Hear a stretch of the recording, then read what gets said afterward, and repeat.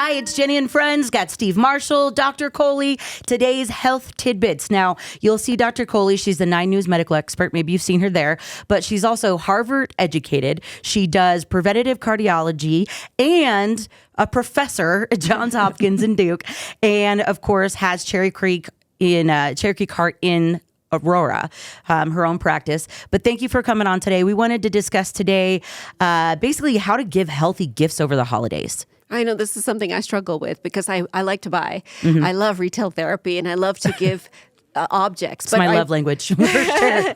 I'm really sort of trying to align between sort of what I call the 4 pillars of health, because giving the gift of health is the most valuable gift. So I try to reach for one of these 4 pillars when I'm deciding how to give people healthy gifts. So eat, people who like to eat, give them a food gift.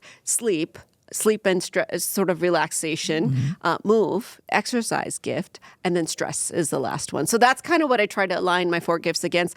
I tried with my family one year to give everybody the gift of learning CPR, which I thought was a fabulous That's a cool gift. I was going to say, it was actually really cool to learn it. Like we learned it. Yeah. It was really cool. And I was selfish about it because I said, well, I know CPR, so if anything happens to anyone else, I can save them. But what if something happens to me? Yeah. Who's going to save me, And so that was actually a really fun gift to give my family, and I don't know that they appreciated it as much as they should have, but it's an experience, and you get to do it together. It's so fun. Yeah, so I really do like the idea of experience gifts too, and the gift of time. Mm-hmm. So if you give somebody a gift of your time, that's the most valuable thing because you'll never get that time back. That's what I do for my niece and nephew because I feel like they have so many things, like tangible things. So I'll just pick one day after the holidays when everything's kind of died down, and I'm like, okay, what do you want to do? You get to pick what we get to do. Oh, and so you spend the whole day with them. And so spend the whole day with them and get to like reconnect with them too on a level. But I just, it's so much better than just like things that as a parent you see, they just like discard them a second later. You're like, oh, that was...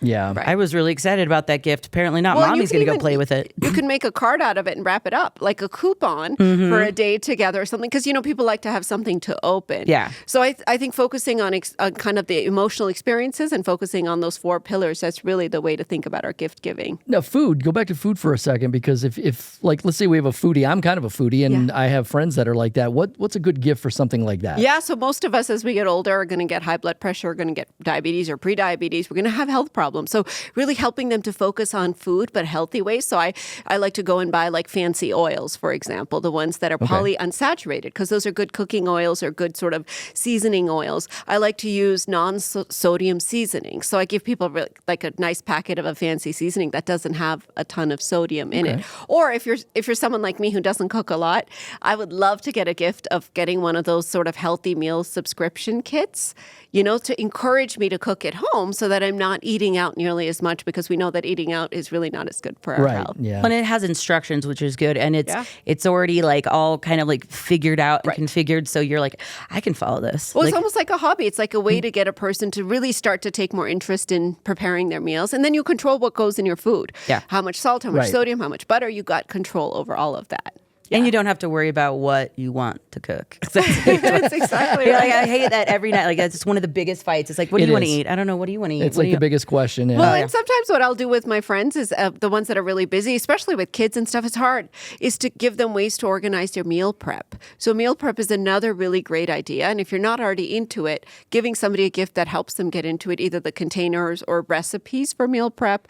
I gave my brother and his wife one year an kind of Instapot, 10-minute Instapot dinner recipes. And then I picked out the ones that I liked that were healthy, and I threw out the unhealthy ones. So I cherry picked what was in there. Oh, now we know what's going on. I like it. Because I was like, they're going to be tempted to pick one of the unhealthy ones because it had a lot of cheese or whatever on it, Oh, man, but that might be another sort of nice trick to do. I like that. And a stressful one too, like that helps probably with stress as well, because it's one less stress and one less decision you have to make every day. Well, and it's a little activity, which I think sometimes when you're in your head, you get into your body. So if you're worried about stress, you do something. When you're in your body and something hurts, you get in your head, you meditate. So that's a really nice way to sort of gaslight your mind or body into the other thing. So if you're having a rough day at work, you come home, doing something, whether it's making a meal, taking a walk, anything like that can really help to sort of ease that stress. I like it. Dance party in the kitchen. Yeah, right. Perfect. That's what I mean. The girls do Yeah. dance party in the kitchen. Oh, that's cute. But Mariah Carey song, right? Yeah, I was going to say, Yeah, all I want for Christmas. Yeah. Well, thank you, Dr. Kohli, accepting new patients at Cherry Creek Heart in Aurora.